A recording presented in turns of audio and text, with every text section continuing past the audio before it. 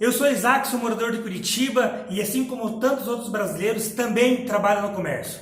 Eu não estou aqui por bandeirada política ou algo parecido, tá? Eu só quero desmembrar para você o pronunciamento do governo federal, sugerindo que os brasileiros voltem às suas atividades comerciais.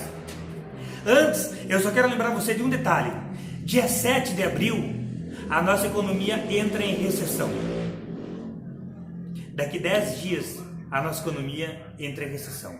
E aí, meu amigo, é um abraço pro gaiteiro, tá? Agora preste atenção no desmembramento do pronunciamento do governo. 88,9% da população brasileira está abaixo dos 59 anos. São pessoas que não se enquadram na classificação de risco segundo a OMS. Dos 11% da população brasileira, apenas 4% tem acima dos 70 anos. Pessoas que têm maior risco de contrair esse vírus. Mas são pessoas que não trabalham, são pessoas que ficam em casa. E são pessoas que podem ser sim protegidas pelos seus familiares. Você tem que colocar esses 88,9% da população brasileira que estão abaixo dos 59 anos com a nossa força de trabalho. Nós estamos falando de pouco mais de 113 milhões de brasileiros. Desses 113 milhões de brasileiros, 41% estão na informalidade. São brasileiros que são motoristas de aplicativo, manicure, cabeleireiro, vendedores autônomos. E principalmente os caminhoneiros. Os caminhoneiros, eles estão tecnicamente sendo impedidos de trabalhar.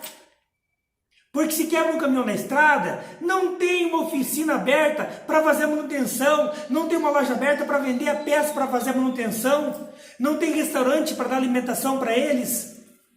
Em algumas cidades no Brasil, não se tem cloro para tratar a água, o saneamento básico. As pessoas vão morrer de sede. É essa que é a grande verdade. 36 milhões de brasileiros, assim como eu, têm empregos formais.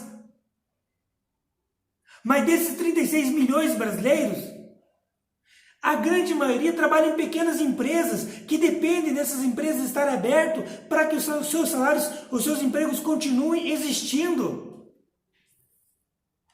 Apenas 6 milhões de brasileiros,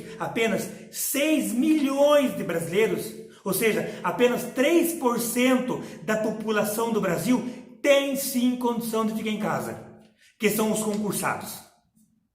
Apenas 3% da população brasileira tem condição de ficar em casa, que são os concursados.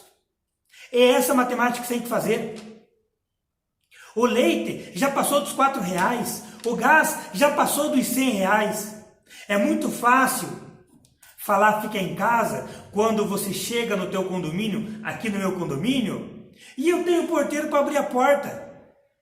Quando eu vou abastecer o carro e eu tenho um frentista para me atender. Quando chego na farmácia e eu tenho um farmacêutico, eu tenho um atendente de farmácia. Quando eu vou na padaria e eu tenho uma atendente de panificadora, eu tenho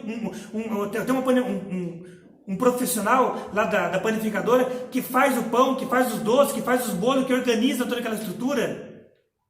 A nossa realidade é que o Brasil não pode ser desligado.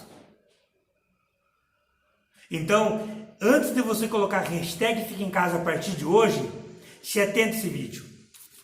No início da pandemia, eu também fiquei preocupado, eu também busquei isolamento, mas entendendo que essa pandemia não é tão grave quanto foi se divulgado, a gente tem que voltar às nossas atividades normais. Tá? A gente tem que voltar às nossas atividades normais. Só para você ter uma ideia, em Santa Catarina, 0 morte. No Paraná, 0 morte. Rio Grande do Sul, apenas 1 morte. 40 outras mortes estão em São Paulo. E de pessoas que, se a gente continuar o hashtag Fica em Casa, são pessoas que vão assaltar outras, são pessoas que vão saquear os supermercados, São pessoas que vão se suicidar porque está todo mundo entendendo que isso é um fim apocalíptico. Gente, pelo amor de Deus, vamos ser realistas e vamos voltar às atividades e trabalhos comuns, tá bom? Grande abraço.